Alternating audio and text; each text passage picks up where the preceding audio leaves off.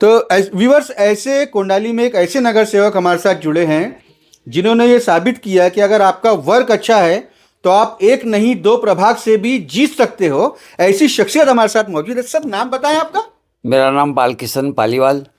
पालीवाल जी, आपको नहीं लगता आपने एक नई मिसाल पेश की है कि अगर आपका वर्क है तो आप एक नहीं दो नहीं तीन प्रभाग से भी चुनाव लड़ सकते हैं? बिल्कुल, आपने जो कहा वो एकदम सही है कि जिस गांव में अपन काम करते हैं और जिस पक्ष का काम करते हैं वो बड़े ईमानदारी से करो और लोगों के हित में करो तो लोग अपने को यश जरूर देते हैं। ये हमने इस चुनाव में देख लिया।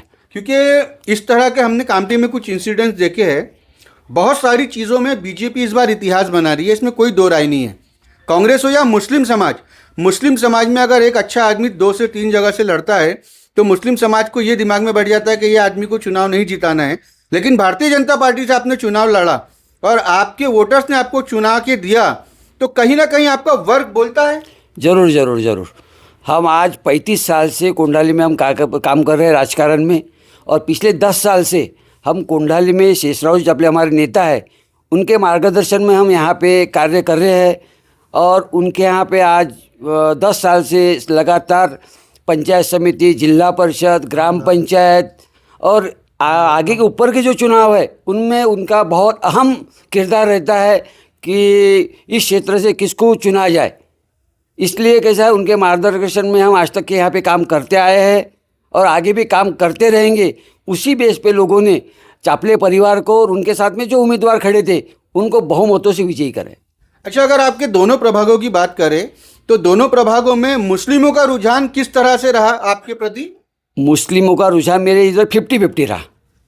50-50 रहा? हाँ, मतलब आपका दावा है कि 50%? बिल्कुल पक्का पक्का पक्का। बीजेपी वजह क्या बताएंगे? वजह है कि ये भारतीय जनता पार्टी ने जो लोगों को विश्वास में लिया, जो देश के प्रधानमंत्री, महाराष्ट्र के मुख्यमंत्री, जिले के पालक मंत्री, इन्होंने जो वर्क किया है, आज जो मुस्लिम लोग पहले चिल्लाते थे कि बीजेपी अपनी पार्टी नहीं है, राष्ट्रवादी अपनी पार्टी है, कांग्रेस अपनी पार्टी, लेकिन जो विश्वास मोदी जी ने और देवेंद्र जी ने मुसलमान समाज को दिया है वो बहुत ही एक, और नितिन जी का विशेष करके जो उल्लेख करना चाहिए कि जिन्होंने मुस्लिम समाज के लिए जो किया, ताजबाग के लिए किया, वो एरिया के लिए जो भी उन्होंने डेवलपमेंट किया, उस वजह से, और अपने कोविड के इसमें जो हमारे भाई साहब है प्यारे खान साहब, उन्होंने उनके माध्यम से जो कार्य हुआ है वो पूरे जनता को, यानी मुस्लिम समाज को और अदर समाज को भी बहुत ऐसा यानी भा गया है कि एक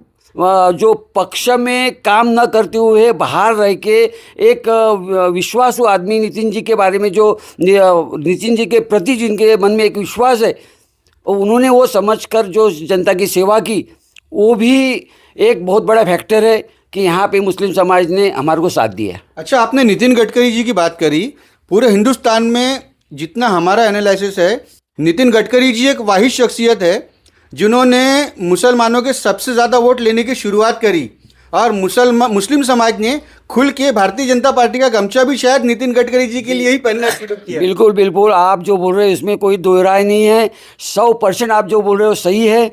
हमने नितिन जी के चुनाव में देखा कि कितने तादाद में मुस्लिम समाज उनके पीछे खड़ा था कि नहीं, यहाँ पे जो शख्सियत अपने को चुन के देना है खासदार के रूप में, तो नितिन जी ही सही है। वो हर समाज को लेके चलने वाले व्यक्ति है। उन्होंने कई बार अपने भाषण में बोला है कि मेरे को सभी समाज एक सरीके है। मैं छोटे से समाज से आता हूँ, अल्पसंख्यक समाज मेरा भी है। यानी नितिन जी ने अपने शब्द में बोला है कि मैं ब्राह्मण समाज से आता हूँ और मेरा बहुत ही अल्प समाज है, लेकिन बहुसंख्य समाज जहाँ यहाँ नागपुर के अंदर में है, जैसा मुस्लिम समाज है, अदर तीली समाज है, कुनबी समाज है, सभी समाजों ने बहुत ही विश्वास के साथ में नितिन जी के ऊपर में भरोसा जताया और उनको जो ताकत दी, और वो जो चुन के आए, उनके माध्यम से जो विकास आज अपने को देखने को मिल रहा है पूरे देशवासियों को, विशेष करके नागपुर वासियों को और नागपुर के ज़िले के लोगों को, ये बहुत ही सराहनीय है। इसलिए मैं तो मुस्लिम समाज का और सभी समाज का बहुत ही तहे दिल से उनका आभार व्यक्त करता हूँ। गडकरी साहब का एक स्लोगन है, वो अपने तकरीबन हर भाषण में कहते हैं, जो करेगा जात की बात उसको पड़ेगी लात। और इसी सिलसिले में नागपुर से इन्होंने शुरुआत की। माइनॉरिटी के चेयरमैन जनाब प्यारे खान साहब को अपने प्रचार में लगाया था लोकसभा में, जिसका रिजल्ट प्यारे खान साहब ने उन्हें नागपुर में लाकर दिया था। मुस्लिम समाज का एक बड़ा वोट बैंक बीजेपी की तरफ ट्रांसफ़र हुआ था। उसी तरह से कोंडाली में भी जनाब प्यारे खान की सभा से बहुत सारा मुस्लिम वोट भारतीय जनता पार्टी की ओर ट्रांसफ़र हुआ। आपके एरिया में प्यारे खान साहब की कितनी सभाएं हुई थी? प्यारे खान साहब हमारे यहाँ पे एक सभा ली और वो सभा का इतना इफ़ेक्ट हुआ कि हमारी जो वार्ड नंबर 2 की सीट है वो मुस्लिम समाज के भरोसे ही चुन के आई।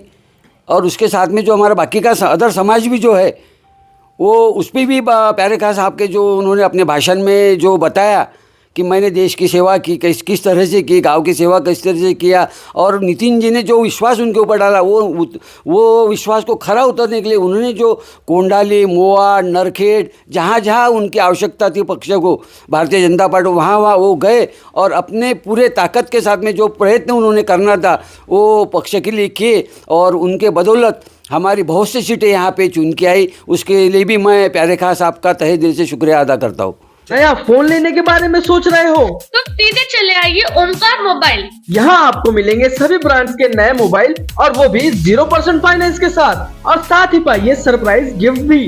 तो आज ही आइए ओमकार मोबाइल, गुजरी बाजार चौक, कांटी।